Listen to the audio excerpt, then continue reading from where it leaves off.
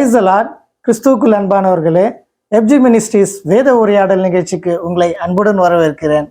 Praise the Lord pastor. Praise the Lord. எப்படி இருக்கீங்க pastor? நல்லா இருக்கேன். நீங்க எப்படி இருக்கீங்க? கர்த்தர் கிருபையில நல்லா இருக்கிறேன் பாஸ்டர். வேதத்தில் இருக்கிற ரகசியங்களை அந்த வேதத்தில் இருக்கிற கிறிஸ்து யாரு என்ற அந்த வெளிப்பாட்டை நம்ம பேசிக்கொண்டு இருக்கிறது மிகவும் பிரயோஜனமா இருக்குது பாஸ்டர். நீங்க என்ன ஃபீல் பண்றீங்க?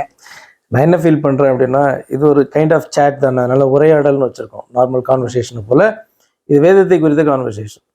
இப்போ கான்வர்சேஷனே ரொம்ப இன்ட்ரெஸ்டிங்காக நிறைய பேர் அதை பார்த்தீங்கன்னா என்ஜாய் பண்ணுவாங்க.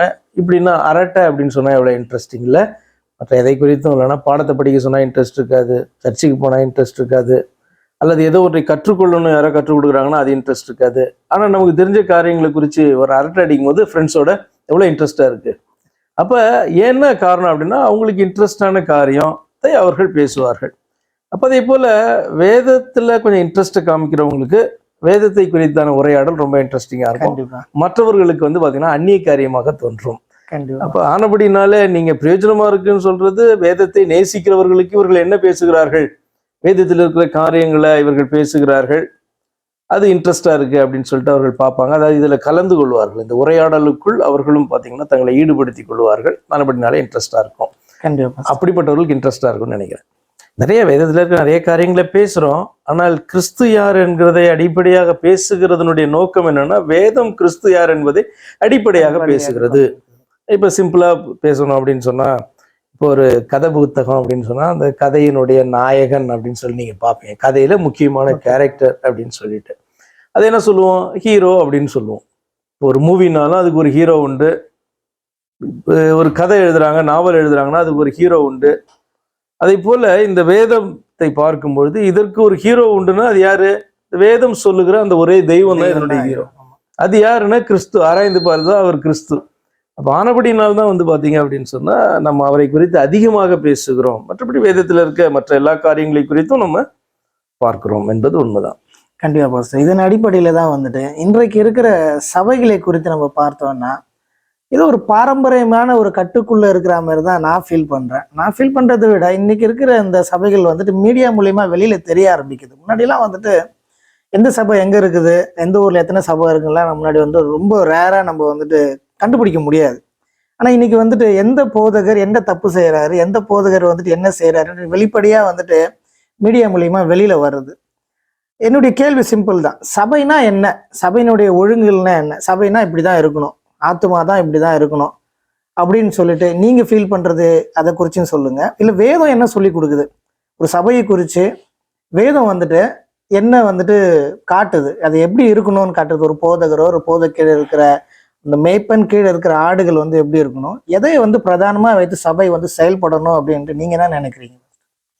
அதுக்கு போறதுக்கு முன்னாடி நீங்க இந்த கேள்வியை நீங்க ஸ்டார்ட் பண்ணும்போதே இப்ப நிறைய காரியங்கள் வெளியில வருது, சபை குறித்த ஊழியர்களை குறித்த காரியங்கள்லாம் நிறைய வருது, மீடியா மூலமா வருது அப்படின்னு சொன்னீங்க. மீடியாவில் வர்ற எல்லாத்தையும் நம்ம நம்ப முடியாது, நியூஸ் பேப்பர்ல வர்ற எல்லாத்தையும் நம்ம நம்ப முடியாது, அல்லது நம்ம காதுல விழறது எல்லாத்தையுமே நம்ம நம்ப முடியாது இல்லையா? அதே போல மீடியாவில் வருகிற எல்லாமே உண்மையும் கிடையாது, எல்லாமே பொய்யும் அப்படின்னும் கிடையாது. அப்ப சபைனா என்ன அப்படின்ற காரியங்களை குறித்து நீங்க கேட்குறீங்க. அதே போல இப்போ ஏன் இதெல்லாம் வெளியில வருது அப்படின்றது இன்னொரு கேள்வி வரும்போது, அதிகமானவர்கள் பேசுகிறதை நீங்கள் கேட்கிறீங்க. கேட்கும் பொழுது அது வேதத்தின் அடிப்படையில் இருக்குதா அப்படின்னு பாக்குறீங்க. முன்னாடி உங்களுடைய சபைக்குள்ள இருக்கிற உங்க பாஸ்டர் பேசுறது மட்டும்தான் கேட்பீங்க. இப்போ வேற சபைகள்ல இருக்கிறதான அந்த பாஸ்டர்ஸ் பேசுகிறதையும் நீங்க யூடியூப் மூலயமாக மீடியா மூலமாக வெளியேறீங்க. அப்ப என்ன இவங்க வித்தியாசமா பேசுறாங்க, இவங்க பேசுறதுக்கும் நம்ம பாஸ்டர் சொல்லி கொடுத்ததுக்கும் சம்பந்தம் இல்லையே, அல்லது இன்னும் ரொம்ப ஷார்ப்பா பார்க்கணும்னா இவர்கள் பேசுகிறதற்கும் வேதத்துல சொல்லி இருக்கிறதற்கும் சம்பந்தம் இல்லையே அப்படின்ட்டு கம்பேர் பண்ணி பார்க்கும் பொழுது நிறைய விஷயங்கள் உங்களுக்கு தெரிய ஆரம்பிக்குது, அல்லது நிறைய பேர் தங்களை தாங்களே எக்ஸ்போஸ் பண்ணிக்கிறாங்க. கண்டிப்பா. முக்கியமாக கிறிஸ்துவை குறித்து அதான கேள்வி அவர்களுக்கு முன்பாக வைக்கும். முன்னாடியெல்லாம் அப்படிலாம் கேட்க மாட்டாங்க. உங்க சபையில யாரை நீங்க நம்புறீங்க, உங்களுடைய தெய்வ நம்பிக்கை என்ன அப்படின்றத ரொம்ப அதிகமா பாத்தீங்கன்னா வெளியில கொண்டு வர மாதிரி இப்போ பாத்தீங்கன்னா நிறைய பேர் கேட்க ஆரம்பிச்சிட்டாங்க. நீ என்ன பேசுற, நீ கிறிஸ்துவை குறித்து என்ன நம்புகிற அப்படின்றதான கேள்வியை பாத்தீங்கன்னா வைக்கும்போது அவர்கள் நிச்சயமா பேச வேண்டியதான அவசியம் அவர்களுக்கு வருகிறது. ஃபார் எக்ஸாம்பிள், இதை நம்ம பேசுறதை கேட்டுட்டு இருக்காங்க. இப்ப நம்ம பேசுகிறதான நம்பிக்கை என்ன, வேதத்தின் அடிப்படையில இருக்குதா இல்லையா அப்படின்ட்டு ஆராய்ந்து பார்க்கிறவர்கள் அறிந்து கொள்ள முடியும். ஆனால் நம்ம இப்ப பேசுகிறது விவாதிக்கிறதான காரியங்கள் ஒரு கிறிஸ்தவர் அவர் நம்பிக்கொண்டு இருக்கிறதான நம்பிக்கைக்கு மாறாக இருக்குமானால், அல்லது அவருடைய நம்பிக்கையை கேள்விக்குறியாக்குமானால், அவர் என்ன அப்படின்னு சொல்லுவார்னா தானா வெளியில வருவார். என்ன அப்படின்னு சொன்னா, இல்ல இவங்க பேசுறது தப்பு, இதுதான் சரி என்று சொல்லி அவர் வெளியில வருவாரு. தப்பு கிடையாது. ஆனால் அவர் சொல்லுகிறது வேதத்தின் அடிப்படையில இருக்கிறதா என்பதை மற்றவர்கள் என்ன பண்ணணும், அதை கேட்கிறவர்கள் அதை கண்டுபிடிச்சிட்டு அவர் தானா தன்னை வெளிப்படுத்தி கொள்ளுகிறார், எக்ஸ்போஸ் ஆகிறார். புற்றில் இருக்கிற பாம்பு இப்பதான் வெளியில வருகிறது, தான் யார் என்பதை காண்பிக்கிறார் என்று சொல்லி வகையறுத்து பார்த்து கொள்ள முடியும். ஊழியர்களை வேதத்தின் அடிப்படையில் இருக்கிறார்களா வகையறுத்து பார்க்க முடியும். கேட்ட கேள்விக்கு வருவோம். அப்ப சபை அப்படின்னு சொன்னா என்ன? சபை என்று சொன்னால் வேதத்திலே காணப்படுகிறபடி வந்து பாத்தீங்கன்னா சபை காணப்பட வேண்டும். கொஞ்சம் ஆழமா நீங்க போய் பார்ப்பீங்கன்னா எல்லாரும் அறிந்த காரியங்கள் தான். கட்டடம் என்பது சபை கிடையாது. சபை என்பது நிச்சயமாக அது ஆவிக்குரியபடி வேறொரு அர்த்தத்தை குறிக்குது. என்னன்னா தேவ பிள்ளைகளுடைய கூட்டத்தை அது குறிக்குது. பவுல் சொல்லும்போது அது வந்து ஒரு மாளிகையாக எழும்புகிறதுன்னு சொல்றாரு. ஜீவ கற்களால் இணைக்கப்பட்ட மாளிகையாக எழும்புகிறதுன்னு சொல்றாரு. வேதம் வந்து பாத்தீங்கன்னா கிறிஸ்துவனுடைய மனைவி, மணவாட்டி. வேதம் வந்து இன்னொரு இடத்துல கிறிஸ்துவனுடைய சரீரம் அப்படின்ட்டுலாம் வந்து பாத்தீங்கன்னா சபையை குறித்து பேசுகிறது. அது என்ன அப்படின்னு சொன்னா தேவ பிள்ளைகளுடைய ஆத்துமாக்களை தான் வந்து பாத்தீங்கன்னா அப்படி வந்து ஞான அர்த்தமாக சொல்லுகிறது. அப்ப தேவ பிள்ளைகள் கூடுகிறதான இடம் ஒரு சபை. அதனாலதான் 2-3 பேர் என் நாமத்தினால எங்கே கூடியிருக்கிறீர்களோ அங்கே அவர்கள் நடுவிலே இருக்கிறேன். அப்ப சபையில யார் இருப்பா? தேவன் இருந்தால் அதன் பேர் தேவ சபை. பிசாசு இருந்தால் அதன் பேரு பிசாசுனுடைய வீடு, பிசாசு தாபரிக்கிறதான இடம். அப்படித்தானே? அப்ப தேவாலயம் என்று சொன்னால் அங்கு தேவன் இல்லைன்னா அது தேவாலயமே கிடையாது. அப்ப கட்டடத்தினால் கைகளினாலே கட்டப்பட்டதான கட்டடம், அதுல தேவன் வாசம் பண்ணுகிறாரா அப்படின்ற அடுத்த கேள்வி வரும்போது அவர் சொல்றாரு, இல்ல, கைகளினால் கட்டப்பட்டதான ஆலயத்துல நான் வாசம் பண்ணல. கைகளினாலே கட்டப்படாததான ஆலயம் அப்படின்னு சொன்னா நம்மை குறித்து பேசுறாரு. தன்னுடைய அவரு கட்டினதான சரீரம், நம்முடைய சரீரம் அவரால் உண்டாக்கப்பட்டது, மனுஷன் கட்டுறது கிடையாது. அதுல நான் வாசம் பண்ணுகிறவராய் இருக்கிறேன் அப்படின்றாரு. அதன் அடிப்படையில் தான் மாம்சமான யாவர் மேலே ஆவியை ஊற்றுவேன் என்று சொல்லி அவர் என்ன பண்ணார்? அவரை விசுவாசிகளுக்குள்ளாக அவர் வருகிறவராக, தங்கி இருக்கிறவராக அவர் காண. அப்ப சபை அப்படின்னு சொன்னா ரொம்ப சிம்பிளா இதுதான் வந்து அடிப்படையான ட்ரூத். எல்லாரும் அறிந்ததான ட்ரூத் தான், நான் யாரும் சீரியஸா எடுக்கிறது இல்லை. அப்ப எங்கெல்லாம் தேவ பிள்ளைகள் கூடுகிறார்களோ அதெல்லாம் சபையாக பார்க்கப்படுகிறது.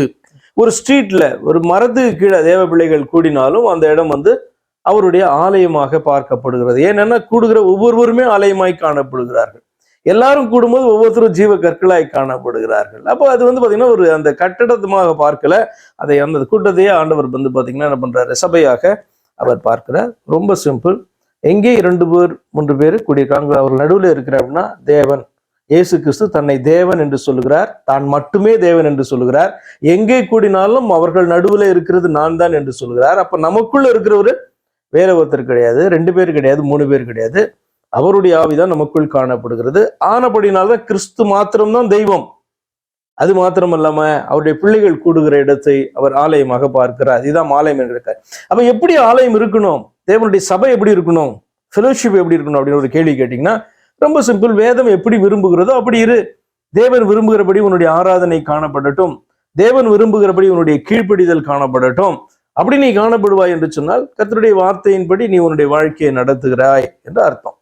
அப்ப தேவன் சொல்லாத விதத்திலே ஆராதனைகளும், கருத்தில்லாத பாடல்களும், வேதத்தை புரட்டி செய்கிறதான பிரசங்கங்களும், வேத ஆதாரம் இல்லாதபடிக்கு உருவாக்கப்பட்டதான உபதேசங்களும் நிரம்பி இருக்கிறதை நீங்கள் சபைன்னு எப்படி சொல்லுவீங்க? அது நம்மெல்லாம் வந்து பாத்தீங்க அப்படின்னு சொன்னா இவர்களெல்லாம் எக்ஸ்போஸ் பண்ணவே வேணாம். வேத வார்த்தைகளே இவர்களை எக்ஸ்போஸ் பண்ணும்.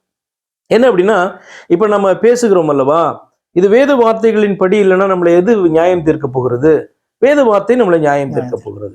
அப்படிதான் ஒருவன் வேத வார்த்தைகளின் படி அவன் செய்கிறானா செய்யலையா அப்படின்றத வேற யாரோ வந்து பாத்தீங்கன்னா இவன் சரியில்லை அப்படின்னு சொல்லவே வேணாம். வேத வார்த்தைகளே அவனை நியாயம் தீர்க்கிறதா இருக்கும். ரொம்ப சிம்பிள். கண்டிப்பா பாஸ்டர், நீங்க சொன்னதெல்லாம் எனக்கு புரிஞ்சது. ஆனா இன்னும் கூட நான் வந்து சபையை குறித்து ஒன்னும் அதை என்ன சொல்றதுன்னா நான் திருப்தி அடையல் தான் நான் சொல்லுவேன். கேளுங்க. என்னன்னா, ஒரு காலத்துல வந்துட்டு என்னை விட உங்களுக்கு அதிகமாகவே தெரியும், ஒரு மெடிக்கல் ஃபீல்டு நீங்க எடுத்துனீங்கன்னா அந்த நாளில் வந்துட்டு ஒரு சேவையாய் வந்து செய்யப்பட்ட நாட்கள்லாம் உண்டு. ஒரு எஜுகேஷன் ஃபீல்டு நீங்க எடுத்தீங்கன்னா அந்த நாளில் வந்துட்டு எல்லாரும் படிக்கணும். ஈவன் நீங்க தமிழ்நாட்டில் எடுத்தினாலும் அந்த நாட்களில் வந்துட்டு இலவச கல்வி அப்படி ஆரம்பிச்சு எல்லாரும் சமமா இருக்கணும், படிக்கணும்னு சொல்லிட்டு ஒரு ஒரு இதுவே இருந்தது, ஒரு டீமே இருந்தாங்க. இப்படியே அந்த சபைன்னு ஒன்று எடுத்தீங்கன்னா, முன்னாட்களில் வந்து ஆதி சபைகளில் பார்த்தீங்கன்னா எல்லாம் ஒன்று கூடி எல்லாவற்றையும் பொதுவாக வைத்து பொதுவாய் தேவனை ஆராதித்து துதித்து அதெல்லாம் பார்க்குற நம்ம வேதத்துல இருந்து வாசிக்கிறோம். ஆனால் இன்னைக்கு இருக்கிற சபை நீங்க எடுத்தீங்கன்னா, ஏதோ ஒரு கடமைக்காக வந்து நான் ஒரு ஆலயத்துக்குள்ள நான் ஒரு டைம்னா நான் போகணும், அந்த டைம்னா நான் வரணும், அதுக்கும் எனக்கும் சம்மந்தம் இல்லை. அதுக்கப்புறம் அது முடிஞ்சதுக்கு அப்புறம் எனக்கு அதுக்கும் சம்மந்தம் இல்லை. அது மாதிரி ஒரு வாழ்க்கை வந்து ஒரு கிறிஸ்துவர்கள் என்ற போர்வையில் இருந்து கொண்டு இருக்கிறவர்களும் சரி, இல்லை உண்மையாகவே ஒரு ஆவிக்குரிய ஒரு காரியங்கள் இருக்கிறவங்களும் கூட அந்த நேரத்துக்கு அந்த டைமை யூஸ் பண்ணிக்கிறாங்களா, அதுதான் சபைன்னு நினைக்கிறாங்களா அவங்க? அதுதான் என்னுடைய முக்கியமான கேள்வியா இருக்குது. அதாவது அந்த காலத்துல காணப்பட்டதை போல ஒரு சர்வீஸ் ஓரியன்டா இருக்காங்களா, ஆமா, சமூகத்துக்கு இவர்களால வந்து பிரயோஜனம் இருக்கா, சேவை பண்றாங்களா, ஆமா. மற்ற ஜனங்களுக்கு இறங்குறாங்களா அப்படின்றதான ஒரு பாயிண்ட்டை வைக்கிறீங்க. அது இந்த நாள்ல பார்க்கும் பொழுது அது குறைந்துதான் இருக்கிறது. அந்த நாளில தன்னலம் இல்லாம என்ன பண்ணாங்க, மற்றவர்களுக்கு உதவி செய்தார்கள். அதன் நிமித்தமாகவே வந்து பாத்தீங்கன்னா கிறிஸ்துவை நோக்கி ஈர்க்கப்பட்டதானவர்கள் நிறைய பேர் உண்மையிலே உண்டு. கண்டிப்பா. அது இந்த நாள்ல குறைந்து இருக்கிறது. பணம் வந்து சபையில பெருகி இருக்கிறது. அடுத்த கேள்வி எனக்கு அதுதான். சபையில வந்து பணம் என்பது பெருகி இருக்கிறது. ஆனால் அதே நேரத்துல உண்மையாக தரித்திரருக்கு வந்து பாத்தீங்கன்னா அது பகிர்ந்து கொடுக்கப்படுகிறதா, தரித்திரர் தாங்கப்படுகிறார்களா அதன் நிமித்தமாக என்று சொன்னால் அப்படி அல்ல. கொடுத்தவர்களே சுகிக்கிறபடிதான் வந்து பாத்தீங்கன்னா, நம்ம குற்றப்படுத்துவதற்காக சொல்லல, அப்படிதான் வந்து பாத்தீங்கன்னா நிறைய வந்து இருக்கிறது. அப்ப அதை பார்க்கும் பொழுது வந்து பாத்தீங்க அப்படின்னு சொன்னா நிச்சயமாக அந்த ஓரியன்டேஷன் வேறு விதமாக அது வந்து பாத்தீங்கன்னா மாறி இருக்கிறது. ஆண்டவர் விரும்புகிறபடி இல்லை அப்படின்றத வந்து எல்லாருமே அக்செப்ட் பண்ணிப்பாங்க. இப்ப ஏனென்று சொன்னால், இப்ப ஏழைக்கு இறங்குகிறவன் கடன் கொடுக்கிறான் அப்படி வாசிக்கிறோம்.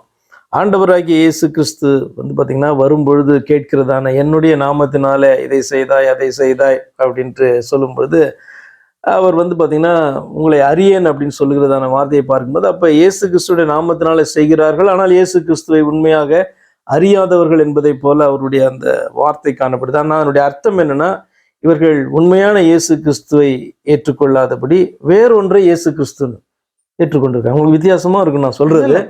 அப்ப என் நாமத்தினாலே இதை செய்தேன், உம் நாமத்தினாலே தீர்க்க தரிசனம் சொன்னேன், உம்முடைய நாமத்தினாலே பிசாசுகளை துரத்தினோம், இப்படி எல்லாம் சொல்லும் போது அவர் வந்து உங்களை அறியேன் அப்படின்றார். அப்படின்னா என்ன அர்த்தம்? இவர்கள் இயேசு கிறிஸ்துடைய நாமத்தினாலன்னு ஒன்றை செய்து கொண்டு இருக்கிறார்கள். ஆனால் அவர் சொல்றாரு ஏன் நாமத்தினால இல்ல. உண்மையா அது ஏன் நாமம் கிடையாது. ஏனென்று சொன்னால் நீங்கள் இயேசு கிறிஸ்துன்னு வேற ஒன்றை சப்ஸ்டியூட் பண்ணிட்டு இருக்கீங்க. பாயிண்ட் புரியுதா? அப்ப எதற்காக இயேசு கிறிஸ்து யார்? உண்மையான இயேசு கிறிஸ்துவை தேடணும், ஆராய்ந்து பார்க்கணும், வேதத்தின் அடிப்படையில் இயேசு கிறிஸ்துவை அறிந்து கொள்ளணும் என்பது எவ்வளவு முக்கியமாகிறது. அப்ப இயேசு கிறிஸ்து என்கிற நாமம் வந்து தேவனுடைய நாமம். அப்ப அதுக்குள்ள என்ன சப்ஸ்டியூட் பண்றாங்க அப்படின்னா என்ன அர்த்தம்? அந்தி கிறிஸ்துவ அந்த இடத்துக்கு கொண்டு வந்துடுறாங்க. வேறொருவனை இயேசுன்னு சொல்லிக்கிறாங்க. மெய்யான இயேசு யாரு? பிதாவின் நாமத்தினாலே வந்தவர், அதாவது பிதாவானவர் மனிதனாக வந்தவர் தான் உண்மையான இயேசு கிறிஸ்து. தேவன் மாம்சத்தில் வெளிப்பட்டார் அல்லவா, அவர் தான் உண்மையான இயேசு. இப்போ இவர் வந்து இரண்டாவது நபர் அப்படின்னு சொன்னாலே இவர்கள் வேறொன்றை அவர்கள் என்ன பண்றாங்க, இயேசு கிறிஸ்து இடத்துல கொண்டு வந்துட்டு அவருடைய நாமத்தினால இதை செய்தேன் அதை செய்தேன், அவர் நாமத்தினால பாடினேன், உடைய நாமத்தினால இதை செய்தேன் அதை செய்தேன்னா உன்னை நான் அறியேன் அப்படின்ட்டு அவர் சொல்லுகிறார். அப்ப இந்த காரியத்தை நீங்க பார்க்கும்போது இந்த நாள்ல சபை வந்து அதிகமாக பெருகி இருக்கு. அப்ப இதை நீங்க சபைன்னு சொல்லுவீங்களா? எப்படி நீங்க சபைன்னு சொல்ல முடியும்? இது வேறொரு கூட்டம். அப்ப அந்த சர்வீஸ் ஓரியன்ட் அல்லது ஏழைகளுக்கு உண்மையா இறங்குகிறதான காரியம், தன்னலம் இல்லாதபடிக்கு பாத்தீங்கன்னா இந்த சேவையை செய்கிறதான காரியம் வந்து குறைந்திருக்கிறது அப்படின்றதுல எனக்கு ஒரு சந்தேகமே கிடையாது. இன்னொரு இடத்துல கூட ஆண்டவராய் இயேசு கிறிஸ்து வந்து இன்னொரு கூட்டத்தை பார்த்து சொல்வார், நான் வந்து வியாதியஸ்தனாய் இருந்தேன், என்னை பார்க்க வந்தீர்கள், வஸ்திரம் இல்லாதவனாய் இருந்தேன், எனக்கு வஸ்திரம் தந்தீர்கள், ஆகாரம் இல்லாதவனா இருந்தேன், ஆகாரம் நாங்க எப்போது அப்படி எல்லாம் செய்தோம் அப்படின்ட்டு கேட்கும்போது அவர் சொல்றாரு, இந்த ஏழைகளுக்கு இந்த சிறியவருக்கு நீங்க என்ன பண்ணீங்களோ அதை எனக்கு செஞ்சீங்க அப்படின்றார். அப்ப இயேசு கிறிஸ்துவுக்கு செய்கிறதாக இந்த நாள்ல ஊழியம் செய்யப்படுகிறதா? இயேசு கிறிஸ்துவுக்கு செய்யறதா என்ன பண்றோம்? நிச்சயமாக இயேசு கிறிஸ்துவை விசுவாசிக்கிற அவரால் உண்டாக்கப்பட்டவர்களுக்கு என்ன நம்மளால் செய்ய முடியுமோ அதை செய்யணும் அல்லவா? அப்படி செய்கிறார்களா என்கிறதான ஒரு கேள்வி வரும்போது அவர்கள் தான் ஆராய்ந்து பார்த்து கொள்ளணும். இவன் செய்யறான் அவன் செய்யல அப்படின்னு நம்ம ஒருத்தரை வந்து சொல்ல முடியாது. நீங்க போய் கேட்டீங்க அப்படின்னு சொன்னா, நாங்க எவ்வளவு செய்யறோம் உனக்கு தெரியுமா? நாங்க வெளியில சொல்லாம செய்வோம், நாங்க வலது கைக்கும் இடது கைக்கும் வித்தியாசம் அறிந்தவர்கள், இந்த கை செய்யறது இந்த கைக்கு தெரியாம நாங்க செய்கிறவர்கள் அப்படின்னு நிறைய விஷயங்களை வந்து சொல்லுவாங்க. வசனத்தெல்லாம் வேற காமிச்சு சொல்லுவாங்க. ஏன்டா இவங்கள்ட்ட போய் கேட்டோன்னு உங்களுக்கு ஆயிடும். ஆனபடினால அவரவர்கள் ஆராய்ந்து பார்த்து கொள்ள வேண்டும். நாம உண்மையா இருக்கிறோமா? கர்த்தருக்கு சேவை செய்கிறதுல உண்மையா இருக்கிறோமா? வேதத்தின் அடிப்படையில நம்முடைய இந்த சேவை அடங்கி இருக்கிறதா அப்படின்னு நம்ம பார்த்து கொள்ள வேண்டும். அதுதான், வேற ஒண்ணு பெரிய லிஸ்ட் போட்டு இப்படி அப்படிலாம் அவரவர்களும் ஊழியம் செய்கிறவர்கள் நம்முடைய வயிற்றுக்காக தான் ஊழியம் செய்கிறோமா, அல்லது தேவன் அழைத்திருக்கிறபடினாலே இந்த ஊழியத்தை செய்கிறோமா? அவர் நான் செய்கிற இந்த ஊழியத்துல அவர் பிரியமாயிருக்கிறாரா, அல்லது நான் செய்கிறதான இந்த ஊழியத்தை என்னுடைய பேச்சை அவர் அங்கீகரிக்கிறாரா, இல்ல ரிஜெக்ட் பண்றாரா? ரிஜெக்ட் பண்ணாரு அப்படின்னு சொன்னா, அவர் அங்கீகரிக்கலன்னா என்ன பிரயோஜனம்? இப்ப இந்த வேத உரையாடல ஆண்டவர் கேட்டுக்கொண்டு இருக்கிறார், அவர் இதை அங்கீகரிக்கல அப்படின்னு சொன்னா நம்ம உட்கார்ந்து பேசி என்ன பிரயோஜனம்? அவருக்கு பிரியமாய் இருக்கணும். இங்கே சொல்லப்படுகிற வார்த்தைகள் அவரால் அங்கீகரிக்கப்பட வேண்டும். அப்படிதான் ஆராதனையும் பிரசங்கங்களும் பாடல்களும் அத்தனை காரியங்களும் அவரால் அங்கீகரிக்கப்படுகிறதா இருக்குன்னா நீ அவருக்கு சேவை பண்றன்னு அர்த்தம். கண்டிப்பா பாஸ்டர், புரிஞ்சுது. நீங்க சொல்லிட்டு இருக்கும் போதே வந்துட்டு இந்த சபையில் இருக்கிற ஆத்துமாக்கள் வந்து தேவனை அறிந்து இருக்கிறாங்களா, அறிந்து இந்த காரியங்களை செய்கிறார்களான்னு சொல்லிட்டு நீங்க சொன்னீங்க. இதை வந்து நான் கடைசியா நான் கொண்டு வரேன். அதுக்கு முன்னாடியே வந்துட்டு இப்போ இந்த சபையில இருக்கிற இந்த ஆத்துமாக்கள் வந்துட்டு தங்களுடைய ஊழியங்களில வந்துட்டு வைராகியம் பாராட்டுறாங்க அப்படின்னு சொல்லிட்டு பொறாமை கலந்த அரசியலை வந்து இந்த சபையில வந்து திணிக்கிறாங்களான்னு தான் என்னுடைய அடுத்த கேள்வியா இருக்குது. அதை நான் விளக்கிடுறேன். நான் வந்து இன்னைக்கு வந்துட்டு சபை நீங்க எடுத்துட்டாலும் சரி, அரசியல் எடுத்துட்டாலும் சரி, கொஞ்சம் டீப்பா உள்ள போய் பார்த்தீங்கன்னா எந்த வித்தியாசமும் எனக்கு தெரியல. ஏன்னா அங்க என்ன வெளியில பண்றாங்களோ அதே தான் வந்து உள்ளேயும் பண்றாங்கன்னு சொல்லிட்டு நான் சில காரியங்கள் அங்கேயும் சொற்பொழிவு பண்றாங்க, இங்கேயும் சொற்பொழிவு அப்படி சொல்றீங்களா? சில காரியங்களை வந்து நான் அறிந்திருக்கிறேன். அது எப்படி சொல்றது எனக்கு தெரியல. ஓப்பனா சொல்ல போனா இப்படிதான், அந்த அரசியல்ல வெளியில எப்படி என்ன பண்றாங்களோ, ரெண்டு பார்ட்டிக்குள்ள எப்படி ஒரு சண்டையோ இல்லை ரெண்டு கட்சிக்குள்ள எப்படி என்னென்ன காரியங்கள் நடக்குமோ அதே காரியத்தை தான் வந்துட்டு அநேக சபைகளுக்குள்ளாக நான் வந்துட்டு என்னுடைய ஜீவிதத்துல வந்து நிறைய சபை நான் பார்த்துருக்கேன். அப்போ இப்படிப்பட்ட காரியங்கள் வந்து இந்த ஆத்துமாக்குள்ள நான் வந்து சபைக்கென்று வைராகிய பாராட்டுகிறேன் என்று சொல்லி தங்களுடைய போராமைகளை வெளிப்படுத்துகிறார்களா, இல்லை இந்த அரசியலை வந்து வெளிப்படுத்துறாங்களா தான் இது அடுத்த கேள்வியா நான் முன்வைக்கிறேன். இதை எப்படி பாக்குறீங்க? அரசியல்னு சொல்லிட்டீங்க, இது வந்து பாலிடிக்ஸ், இன்டர்னல் பாலிடிக்ஸ் வந்து எல்லா இடத்துலையும் இருக்கும், சில குடும்பங்கள்ல கூட காணப்படும் இல்லையா? அப்போ அதே போல இது சபைக்குள்ளேயும் வந்துருச்சு அப்படின்றது தான் உங்களுடைய பாயிண்ட்டு. அந்த இதுல இருந்தே நம்ம இதுக்கு ஆன்சர் பண்ணுவோமே. இப்போ அரசியல்வாதிகள் அவர்களுக்குள்ளாக வந்து பாத்தீங்கன்னா சண்டை போடுறது, ஒருத்தருக்கு விரோதமாக பேசுகிறதான காரியத்துக்கு நான் பெரிய ஆமா, அதுக்கு என்ன முக்கியமான காரணம் இருக்கு அப்படின்னு நீங்க நினைக்கிறீங்க? தங்களை பெரியவனாக காட்டிக்கொள்கிறது. அது மாத்திரமல்ல, அவர்களுக்குரிய அந்த கொள்கைகள் என்பது வந்து பாத்தீங்கன்னா வித்தியாசப்படுகிறபடினால என் கொள்கைகள் தான் சரி, இதுதான் சமுதாயத்துக்கு ஏற்றது, தேசத்துக்கு இதான் நல்லது, இதெல்லாம் தவறான கொள்கைகள் அப்படின்றதால இந்த கொள்கைகளின் அடிப்படையில, கோட்பாடு அடிப்படையில சண்டைப்படுவாங்க. ஆனா அதோட டீப்பா இன்னொரு காரியம் காணப்படுது. என்ன அப்படின்னு சொன்னா, ஒவ்வொரு அரசியல் கட்சிக்கும் ஒவ்வொரு தலைவன் இருப்பான். அப்ப வெவ்வேறு தலைவர்கள் என்று சொன்னால் நிச்சயமாக அந்த இடத்துல ஒத்து போக போறதே வரீங்க. ஆமா, அப்ப சபைக்குள்ள அப்படின்னு சொல்லும் பொழுது இதுக்கு ஒரே தலைவர் காணப்படுவாரானால், அதாவது கிறிஸ்து தலைவராய் இருந்தால் இந்த மாதிரியான பெரிய பிரச்சனைகள்லாம் வராது. சின்ன சின்ன காரியங்கள், இப்போ இதெல்லாம் 10 விரல் இருக்கு, இது ஒண்ணு ஒரே சைஸு கிடையாது. அதே போல வந்து பார்த்தீங்கன்னா சின்ன சின்ன வித்தியாசங்கள் காணாலும் அவர்கள் ஒரே சரீரத்தின் அவயம் என்று அறியும் போது, உணரும் பொழுது பார்த்தீங்கன்னா விட்டு கொடுக்கிறவர்களா காணப்படுவாங்க. ஏன்னா ஒரு விரல் அஃபெக்ட் ஆனா இன்னொரு விரல், ஒரு அவயம் அஃபெக்ட் ஆனா இன்னொரு அவயம் அஃபெக்ட் ஆகும்னு தெரியும். கண்டிப்பா. ஆனால் ஒரே தலைக்கு கீழே இருக்குது அப்படின்ற உணர்வு காணப்பட்டுச்சுன்னா, அப்படி இருந்தால் பார்த்தீங்கன்னா இப்படிப்பட்டதான டிவிஷன்ஸ் காணப்படாது. அப்போ ஒரு காரியத்தை அறிந்து கொள்ளுங்க, எல்லா சபைக்கும் ஒரே தலைவர் கிடையாது. ஒவ்வொன்றுத்துக்கு ஒவ்வொரு கிறிஸ்து, வித்தியாசமான ஒவ்வொரு கிறிஸ்து, பேர் தான் கிறிஸ்து கிறிஸ்து கிறிஸ்து, ஒவ்வொன்றுத்துக்கும் வெவ்வேறு கிறிஸ்து வந்து பார்த்தீங்கன்னா தலைவராய் இருக்கிறபடினால அதுல மெய்யான கிறிஸ்து என்பது ஒரே ஒருவர் தான். அவர் வந்து பார்த்தீங்கன்னா பரலோகத்தின் தெய்வம். இந்த கீழே பூமியில வந்து மனுஷனை ரட்சிக்கிறதற்காக அவர் வந்தபடினால அவர் பேர் இயேசு, ஏகோவா என்கிற அந்த தெய்வமே நம்முடைய ரட்சிப்பு என்பதுதான் இயேசு என்கிற வார்த்தையினுடைய அர்த்தம். அப்ப அது வந்து பாத்தீங்கன்னா ஒரே சபையினுடைய தலைவர் தான் அவர். அப்ப மற்றொரு சபைகள்லாம் அப்படின்னு சொன்னா அதெல்லாம் வெவ்வேறு ஒன்றை இயேசு என்று அது நினைத்து கொண்டு இருக்கிறது, சொல்லி கொண்டு இருக்கிறது என்பதுதான் இந்த சபையிலே காணப்படுகிற, சபைகளிலே காணப்படுகிற ஒரு பெரிதான ஒரு கோளாறு, பிரச்சனை அப்படின்ட்டு நம்ம எடுத்துக்கொள்ளலாம். இப்ப எல்லா அரசியல் கட்சிகளும் இணைந்து ஒரே தலைவர் ஆயிட்டா அவங்களுக்குள்ள சண்டை போட்டுக்குவாங்களா? அவ்வளவு ப்ராப்ளம்ஸ் இருக்காதுல்ல. கண்டிப்பா. உள்ளுக்குள்ள இருக்கிறதெல்லாம் சால்வ் பண்ணிப்பாங்க அவங்களுக்குள்ளே. அதே போல சபைகளினுடைய தலைவராக கிறிஸ்து மாத்திரமே இருப்பார் என்றால் இந்த பிரச்சனைகளுக்கெல்லாம் உடனே சொல்யூஷன் கிடைச்சிடும். ஆனால் அவர் வர்ற வரைக்கும் அப்படி இருக்க போறதே கிடையாது. அவர் வந்து எல்லாம் என்னுடைய ஆள் இல்லை, உன்னை நான் அறியேன்னு சொல்ற வரைக்கும் நிறைய பேருக்கு புரிய போறதே கிடையாது. கண்டிப்பா பாஸ்டர். நான் இந்த கேள்விக்குள்ள இன்னொரு கேள்வி நான் வைத்தேன். நான் வந்துட்டு வைராகியம் பாராட்டுகிறேன் என்று சொல்லி தங்களுடைய காரியங்களை வந்து சபையில வந்து திணிக்கிறார்களா, அப்படி அது ஒரு கேள்வியை நான் வைத்தேன். எல்லா ஆத்துமாக்களையும் நீங்க போதகரால எடுத்துனாலும் சரி, ஒரு மேய்ப்பர், ஒரு ஊழியக்காரர், ஒரு ஆத்துமா எடுத்தான்னு சொல்லி, நான் தேவனுக்கென்று வைராகம் பாராட்டுகிறேன், தேவனுக்கென்று இந்த காரியத்தை நான் செய்கிறேன் என்று சொல்லி தங்களுடைய காரியங்களை வந்து திணிக்கிறாங்களா, அப்படி ஒரு கேள்வி நான் முன்வைக்கிறேன். உண்மையாக தேவனுக்கு வைராக்கியம் பாராட்டுறது தப்பு இல்லை, நல்லது தானே. உண்மையாக தேவனுக்கு வைராக்கியம் பாராட்டோம்னா அவருடைய வார்த்தைக்காக என்ன பண்ணுவான், நிற்பான். கண்டிப்பா. ஆனா அவனுடைய வார்த்தையிலிருந்து தவறான் அப்படின்னு சொன்னா அவன் வைராக்கியம் பாராட்ட மாட்டான். ஆனால் இன்றைக்கு வந்து பாத்தீங்கன்னா வைராக்கியம் பாராட்டுகிறேன் என்று சொல்லி தங்களுடைய காரியங்களை வந்து நிரூபிப்பதற்காக, தங்களை பெரிய ஆளாக காண்பித்துக் கொள்வதற்காக செயல்படுகிறார்கள் அப்படின்னு சொன்னா அது மிகவும் தவறான ஒரு காரியம் தானே. அப்ப மனிதனுடைய விழுந்து போன ஸ்பாவத்துல ஒன்றை நீங்கள் அறிந்து கொள்ள வேண்டும். அவனுக்கு வந்து தற்பெருமை, ஈகோ என்பது அந்த ஜென்ம ஸ்பாவத்திலே கலந்ததா இருக்கும். நானா இருந்தாலும் சரி, நீங்களா இருந்தாலும் சரி, மனுஷனுக்கு ஈகோ என்பது கலந்ததாய் காணப்படும். அதாவது தான் தோற்று போகிறத அவன் அக்செப்ட் பண்ணிக்க மாட்டான்.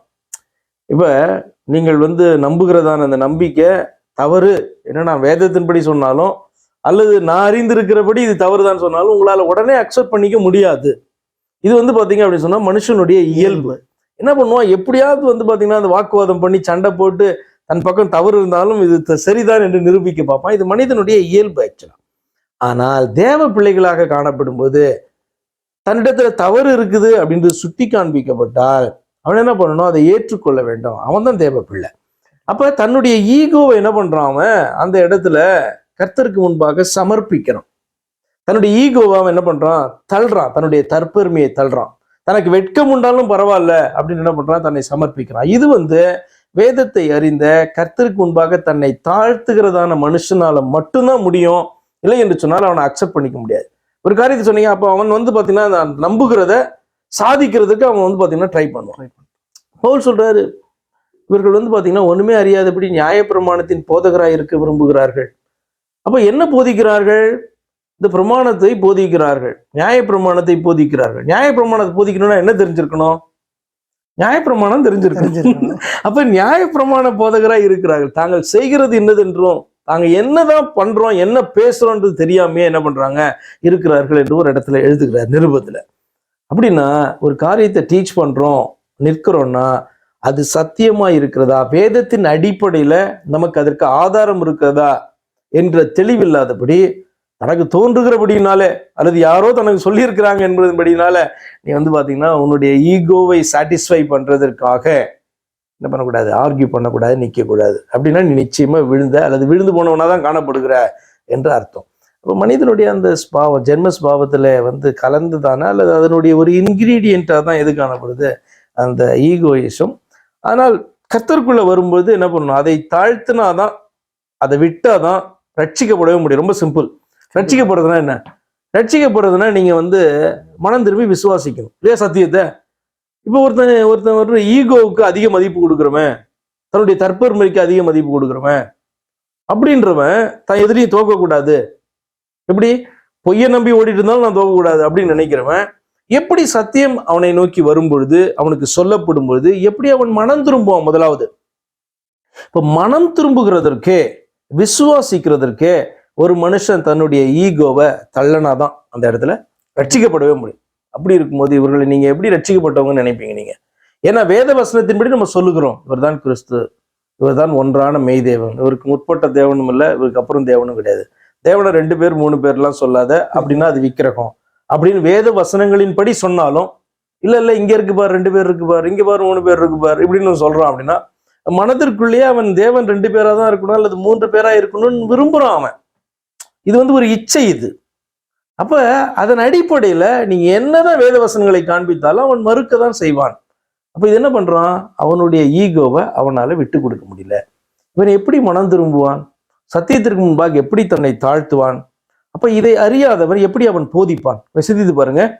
ஆரம்பத்திலே ஒண்ணு கேட்டேன், நியாயப்பிரமாணத்தை போதிக்கணும்னு என்ன தெரியணும்? நியாயப்பிரமாணம்னா என்ன தெரியணும்?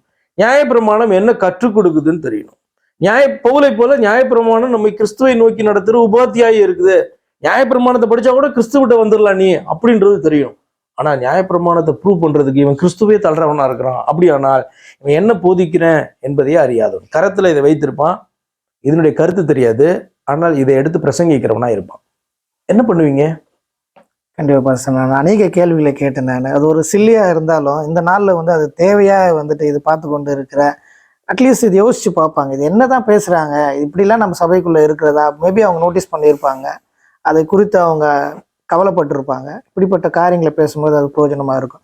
இதுக்கு ஒரே வார்த்தையில நீங்க பதில் சொன்னீங்க. ஒரே தலைவரா, அதாவது கிறிஸ்து அவர்களை வழிநடத்தினா இப்படிப்பட்ட காரியங்கள்ல இருந்து நம்ம வெளியில வரலாம்னு சொல்லிட்டு ஒரே பதிலா நீங்க சொன்னீங்க. அது உண்மைதான். அது ஆக்சுவலா கிறிஸ்து வழி நடத்துகிறதுன்றது ஒரு காரியம். அதை விட அவரை வந்து எல்லாரும் தலைவரா ஏற்றுக்கிறாங்களா ஒரே ஒரு கேள்வி வரும்போது என்ன சொல்றாங்க, அவருக்கு மேல ஒரு தலைவர் இருக்காரு, அவருக்கு பக்கத்துல ஒரு தலைவர் இருக்கிறாரு அப்படின்னு சொல்லும் பொழுதே இவர்கள் அந்த ஒன்றான மெய் தெய்வத்தை அறியாதவர்கள், வேத வசனங்களுடைய கருத்து என்னதென்று புரியாதவர்கள், முக்கியமாக தேவனுடைய குமாரன்ற வார்த்தையினுடைய அர்த்தத்தை அதிகமாக புரட்டப்பட்டதான ஒரு வார்த்தை அது. தேவனுடைய குமார் என்ற வார்த்தையுடைய கருத்து அறியாதபடினால்தான் கிறிஸ்தவர்கள் வந்து பாத்தீங்கன்னா தேவன் 3 பேரு, தேவனுடைய குமாரன் ஒரு தெய்வம் அப்படின்னு சொல்லி கொண்டு இருக்கிறார்கள். தேவனுடைய குமாரன்னா என்ன அர்த்தம் என்று வேதம் சொல்லுகிறது என்ற கருத்தை அறிந்துட்டாலே என்ன பண்ணலாம், எல்லாமே சால்வ் ஆயிடும். கிறிஸ்துவை தவிர வேற ஒரு தெய்வமே இல்லை அப்படின்ட்டு அவர்களே என்ன பண்ணிடலாம், வேத வசனத்தின்படி அறிக்கை பண்ணலாம். அப்ப இவங்க மெயின் ஹீரோ விட்டு சைடு ஹீரோக்கு எங்கேயோ போயிட்டு இருக்காங்க. அதாவது வேதத்திலே காணப்படும். ஆரம்பத்துல நீங்க கேட்டீங்க ஏன் கிறிஸ்துவை குறித்து நம்ம பேசுகிறோம்னா, கிறிஸ்துவை குறித்து தான் வேதம் பேசுகிறது, ஆனபடினாலும் நம்ம பேசுகிறோம். அந்த கிறிஸ்துவை நீ அறியவில்லை என்று சொன்னால் நீ வழியை அறியலைன்னு அர்த்தம். வழியை அறியலைன்னா நீ பரலோகத்துக்கு போக முடியாதுன்னு அர்த்தம். அதாவது உன்னுடைய தகப்பன் இடத்துல நீ போக முடியாது, தகப்பனை அறியாது இருக்கிறாய் அப்படின்ற அர்த்தம் இல்லையா? கண்டிப்பா பாஸ்டர், புரிஞ்சது. அதாவது அவங்க வந்துட்டு ஒரே தேவனால் ஒரே ஆவினால் பட்டாங்கன்னா இப்படிப்பட்ட காரியங்கள்ல இருந்து அவங்க தேவன் ஒருவர் முதல்ல ஏத்துக்க சொல்லுங்க. தேவன் ஒருவர் தான் என்று முதலாவது அக்செப்ட் பண்ணிக்க சொல்லுங்க, எல்லாம் நிறைய விஷயங்கள் சரியாயிடும். சரியா? கண்டிப்பா பாஸ், நிறைய காரியங்களை குறித்து பேசணும். இப்போ நான் வந்துட்டு இப்போ நீங்க தலைவர்னு சொன்னீங்க, அதை நான் போதகருக்கு நான் வரேன். நான் ஒரு போதகர் ஒரு சபையை வந்துட்டு இந்த ஆத்துமாக்களை வந்துட்டு முக்கியமா எதை நோக்கி வழி நடத்தணும். நான் ஃப்ராங்காவே சொல்லிடுறேனே, ஒரு சபையில ஒரு பெரிய சர்ச்சா இருந்தாலும் சரி, ஒரு சின்ன சர்ச்சால இருந்து ஒரு சிறு சபையா இருந்தாலும், ஒரு 5-6 பேர் கூடிய ஒரு குழுவா இருந்தாலும் சரி, இந்த ஆத்மா ஆதாயத்துக்கு என்று ஒரு காரியம், அப்படிப்பட்ட ஒரு காரியம் இருக்குது என்று வந்து நிறைய சபைகளுக்கே வந்துட்டு அவங்க வந்து அதை செயல்படுத்தாத நிறைய சபைகளை நான் வந்து பார்த்துருக்கிறேன். ஆளுங்க வந்தா போதும் அவங்க உட்கார வச்சு அந்த நாளில் வந்துட்டு அதை ஆராதனையை முடிச்சுட்டு போற சபைகள் வந்து நிறைய இருக்குது. இதற்கென்று சுவிசேஷத்துக்கென்று முக்கியத்துவம் கொடுக்கிற சபைகள் முற்படுறாங்களா அதுக்குன்னு? அதுதான் என்னுடைய அடுத்த கேள்வியா இருக்குது. நீங்க சபைகள் முற்படுகிறார்களா அப்படின்னு கேட்கிறத விட, இல்ல சபைன்னா என்ன பார்த்துட்டோம், நம்ம தான். அப்ப கிறிஸ்துவை அறிந்து கொள்ளுகிற ஒவ்வொருவனும் கிறிஸ்துவை அறிவிக்கிறதுக்கு ஆன கடமை வந்து பாத்தீங்கன்னா அவன் மேல விழுகிறது, அதை அறிவிக்கிறானா அப்படின்ற கேள்விக்குள்ள வந்தாலே நீங்க கேட்டதான அந்த ஃபுல் கொஸ்டின்கான ஆன்சர் வந்து. அப்ப சபைக்குள் காணப்படுற விசுவாசிகள் கிறிஸ்துவை அறிந்து கிறிஸ்துவை அறிவிக்க வேண்டும் என்ற கடமை உணர்வு காணப்பட்டால் சபையை அறிவிக்குதுன்னு அர்த்தம். இல்ல, என்னுடைய கேள்வி வந்து இந்த போதகர்கள் வந்து இந்த ஆத்துமாக்களை வழி நடத்துறாங்களா? ஒருவேளை அந்த ஆத்துமாக்கு வந்து தெரியாம இருக்கலாம். என்னுடைய பாயிண்டே அதான். இந்த போதகர்கள் வந்து ஒரு மேய்ப்பர், ஆடுகளை வந்து மேய்ப்பறவர் தான் போதகர், நம்ம எல்லாருக்கும் தெரியும் அது. அப்படிப்பட்ட போதகர்கள் வந்து இந்த காரியத்தை குறித்து இந்த போதனைய இந்த ஆத்துமாக்குள்ள திணிக்கிறாங்களா? கிறிஸ்துவை குறித்து நீங்க அறிவிக்கிற கூட்டமா இருக்கணும். இது நீங்க முடிச்சிட்டீங்கன்னா நான் அடுத்த கேள்விக்கு இண்டிவிஜுவல் ஆத்துமாக்கு வரலாம் தான் நான் இருந்தேன். நான் என்மேல் விழுந்த கடமை தான் வந்து அப்படிப்பட்ட காரியமா இருக்கு. அப்ப இதை வந்து நம்ம என்ன பண்ணலாம், நம்ம அடுத்த எபிசோட்ல அப்படியே கண்டினியூ பண்ணுவோமா? கண்டிப்பா. என்ன அப்படின்னு சொன்னா, சுவிசேஷத்துக்கு அதாவது சபை போதகர் என்ன வந்து நடத்துறாரு, எங்க நடத்தணும், யாரை நோக்கி நடத்தணும், சுவிசேஷத்துக்கு முக்கியத்துவம் கொடுக்குறாரா என்ற ஒரு கேள்வியை வைக்கிறீங்க. தொடர்ந்து நம்ம அதை குறித்து என்ன பண்ணலாம், கண்டிப்பா அடுத்த எபிசோட்ல நம்ம பார்க்கலாம். அநேக காரியங்களை குறித்து பேசணும் பாஸ். இது வந்து மிகவும் பிரயோஜனமா இருக்கும். தொடர்ந்து அடுத்த நிகழ்ச்சியில் நம்ம நிச்சயமா ரொம்ப நன்றி. Praise the Lord.